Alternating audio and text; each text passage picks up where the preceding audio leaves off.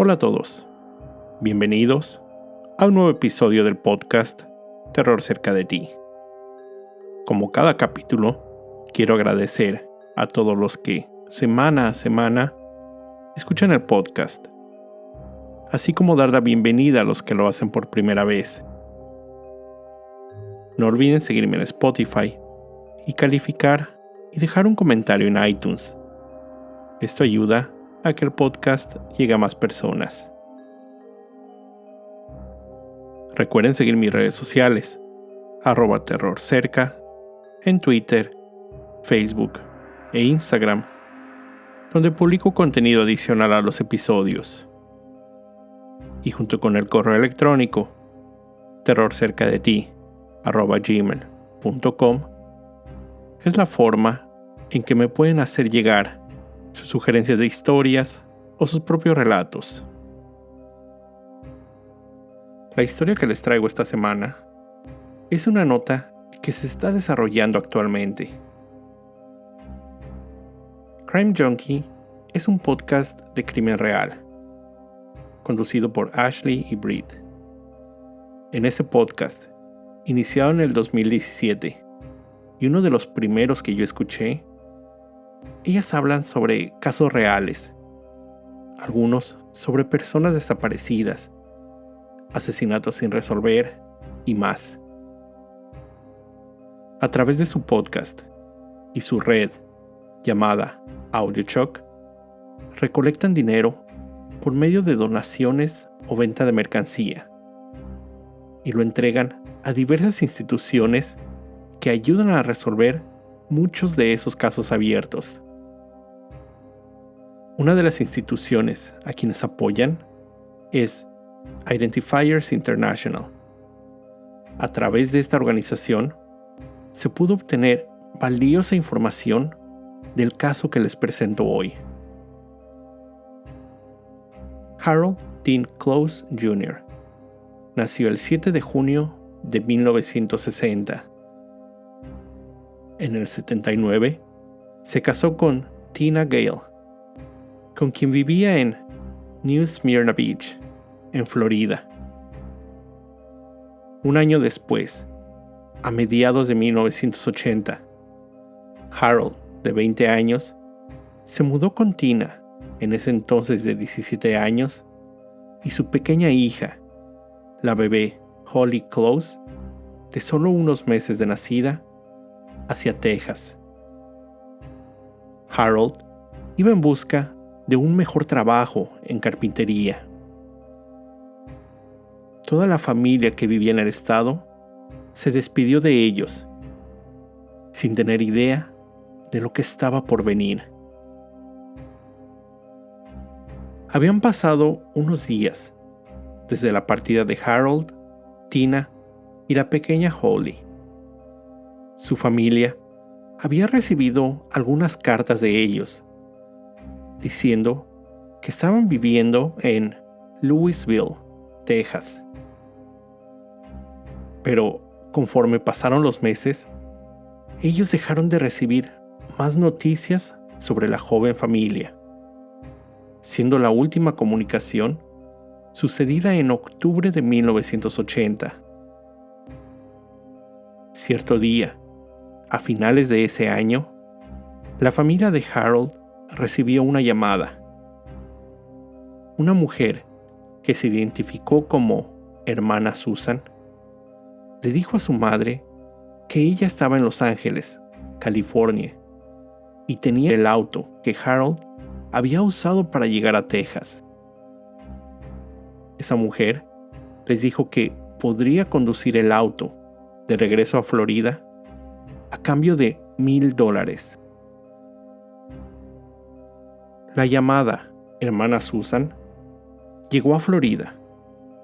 Iba acompañada de otras 2 mujeres. La familia de Harold quedó en un lugar público, a donde llegaron esas 3 mujeres, quienes vestían túnicas blancas. Ellas les dijeron que Harold, Tina y su bebé se encontraban bien, que se habían unido a un grupo religioso y que no querían tener más contacto con su familia. Agregaron que habían abandonado todas sus posesiones, incluido el auto que estaban regresando. Aparentemente, Harold ya había formado parte de un culto religioso anteriormente, por lo que la decisión tampoco sorprendió a su familia. Sin embargo, ellos, aún preocupados por el destino de los jóvenes y su bebé, habían acudido con las autoridades, quienes en ese momento cuestionaron a las 3 mujeres. Sin encontrar alguna sospecha, fueron puestas en libertad. El reporte policíaco, que contendría los detalles de ese interrogatorio, no ha podido ser localizado. Ese fue el último momento en que la familia de Harold y Tina supieron algo de ellos. Desde 1980, se dieron a la tarea de saber sobre el paradero de los jóvenes y la pequeña Holly, pero sin suerte. A principios de 1981, la policía de Houston, Texas, recibió la llamada de una persona, quien dijo que su perro había llevado a casa la mano de un cadáver. El perro la había encontrado en una locación desconocida, por lo que los sheriffs comenzaron una amplia búsqueda en las zonas aledañas. Las autoridades descubrieron 2 cadáveres en el área de Wallisville Road, que en ese momento se encontraba deshabitada. Pudieron definir que las personas habían muerto aproximadamente 2 meses antes de ser descubiertos, cerca del año nuevo del 81. Ambos jóvenes. El hombre había sido golpeado y la mujer se encontraba amarrada y había sido estrangulada. No estaba claro si las víctimas habían sido asesinadas ahí o en otro lugar y después solo movidas para despojar sus restos. Los oficiales se dieron a la tarea de identificar a las víctimas. Basándose en los rostros en descomposición, realizaron dibujos reconstructivos que fueron distribuidos por toda la zona en Houston, sin obtener ningún resultado. El caso permaneció abierto por varias décadas, ya que nadie pudo reconocer a las víctimas. Las autoridades sospechaban que los jóvenes eran familiares, por lo que fueron sepultados juntos en el cementerio del condado de Harris, en Texas. 30 años después, en julio del 2011, la doctora Jennifer Love, directora de Antropología Forense de la Unidad de Identificación de Víctimas del condado de Harris, exhumó los cuerpos con la finalidad de obtener muestras de ADN y tratar de determinar si ellos eran familiares. De esa segunda investigación, tampoco se obtuvieron grandes resultados. Tuvieron que pasar otros 10 años. En el 2021, el caso fue tomado por Identifiers International, con el apoyo de AudioShock, quienes financiaron el trabajo. Los investigadores asignados utilizaron secuencias genéticas para identificar a las víctimas. Las muestras de ADN, obtenidas 10 años antes, fueron cargadas a diversas bases de información genética, como GED Match y Family Tree, Estas bases de datos son las que la agente usa cuando manda una muestra de ADN para obtener un comparativo con los millones de otras personas que ya han enviado su información genética. Usando la técnica de genealogía genética, después de solo unos pocos días, obtuvieron resultados positivos. Alison Peacock, líder de este grupo de investigadores, identificó, basándose en la genealogía, a diversos familiares de las víctimas. Pero, ya que en algunos estados esa información es confidencial, no pudo obtener los nombres de los que había identificado como abuelos de la víctima masculina. Su investigación entonces se extendió a familiares lejanos. Realizó múltiples llamadas, dejó mensajes de voz, envió un gran número de correos electrónicos, esperando alguien pudiera ayudar a identificar a los jóvenes. Afortunadamente, en menos de una semana, pudieron dar con los familiares de Harold. Cuando se pusieron en contacto, les preguntaron si ellos tenían algún familiar desaparecido hacía 40 años, a lo que respondieron que sí. Fue en ese momento que conocieron la identidad del segundo cadáver, Tina, esposa de Harold. Los investigadores les informaron que en 1981 se habían descubierto los cadáveres de los jóvenes, pero que finalmente habían sido identificados como Harold y Tina. Después de sobrellevar la sorpresa, lo primero que sus familiares preguntaron fue qué había sido de su bebé, la pequeña Holly Marie.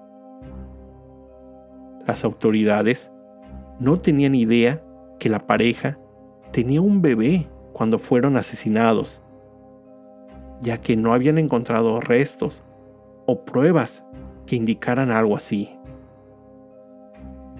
A partir de ese momento, la prioridad cambió a descubrir qué había pasado con Holly. ¿Habrían asesinado a la pareja para secuestrar a la bebé? ¿O simplemente Holly había sido un daño colateral en el asesinato de sus padres? El saber que no habían encontrado su cadáver dio a la familia una ligera esperanza que ella aún se encontrara con vida. Aunque al mismo tiempo sus familiares temían hubiera sido maltratada durante su niñez, pero también tenían la esperanza que hubiera sido entregada a una familia afluente que cuidara bien de ella. La oficina de casos sin cerrar del fiscal de Texas, junto con la unidad de personas desaparecidas de diferentes oficinas de policías de varios estados, comenzaron con la investigación. Recopilaron todas las imágenes que tenían disponibles de la pequeña, así como de todos los familiares.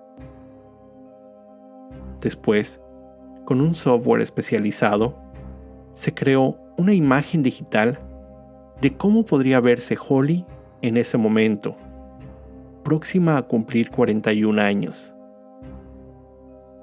Mientras la investigación sucedía, sus familiares, madre, hermana y otros visitaron el cementerio donde los restos de Harold y Tina habían sido puestos a descansar. Por meses, los medios y diversas agencias policíacas se dieron a la tarea de seguir cualquier pista.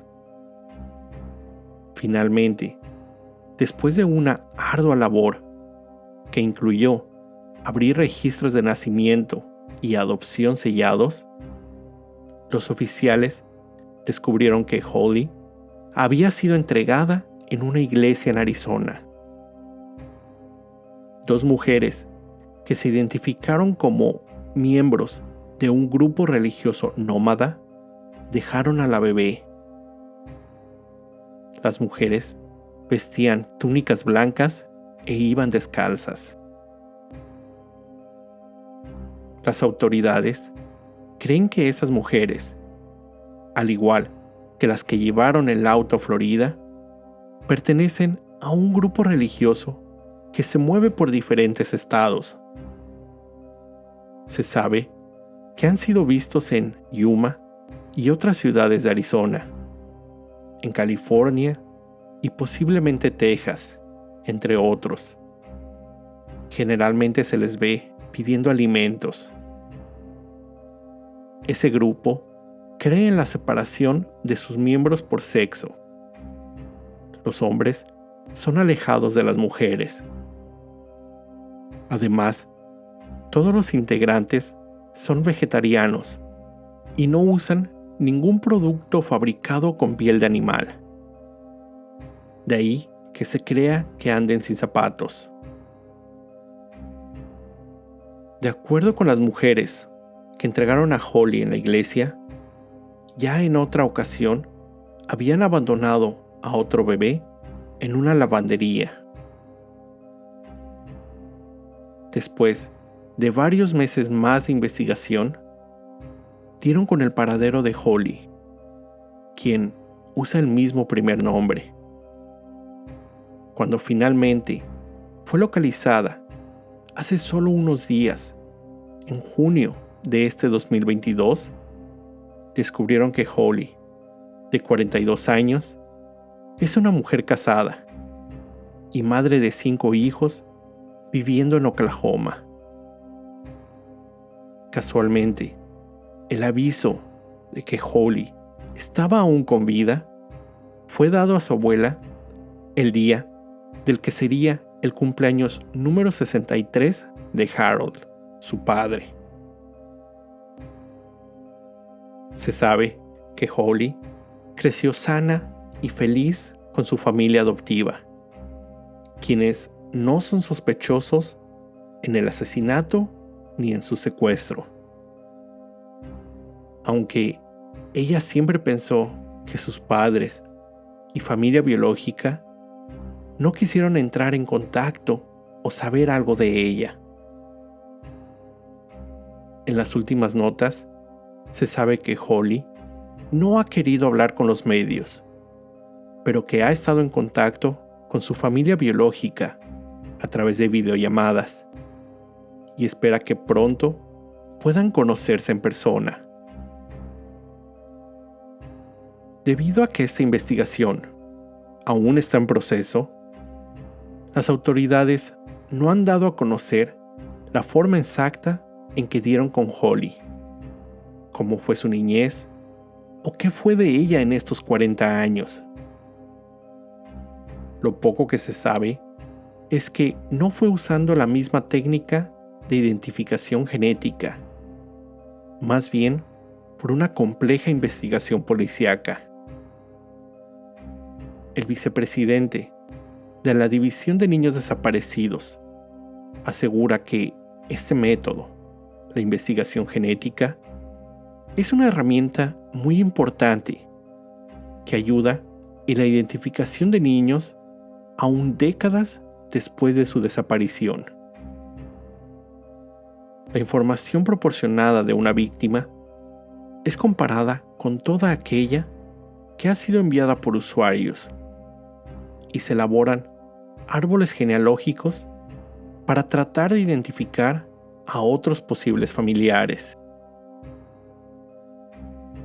El misterio que aún está por resolverse es saber quién asesinó a sus padres, Harold y Tina. De acuerdo con los registros del condado de Harris, Harold y Tina formaban parte de un grupo de 4 homicidios dobles. que también eran considerados posibles víctimas de un asesino serial en esa época. Las autoridades piden a cualquier persona que pueda brindar información sobre la muerte de la joven pareja ayude en la investigación. Continuaré dando seguimiento a esta historia para traerles más información. Con esto llego al final de este episodio. Como siempre, te recuerdo estar alerta de todo lo que pasa a tu alrededor, ya que el terror está donde menos te lo esperas. El terror está cerca de ti. Cuando el miedo se convierte en terror, hay una historia que contar.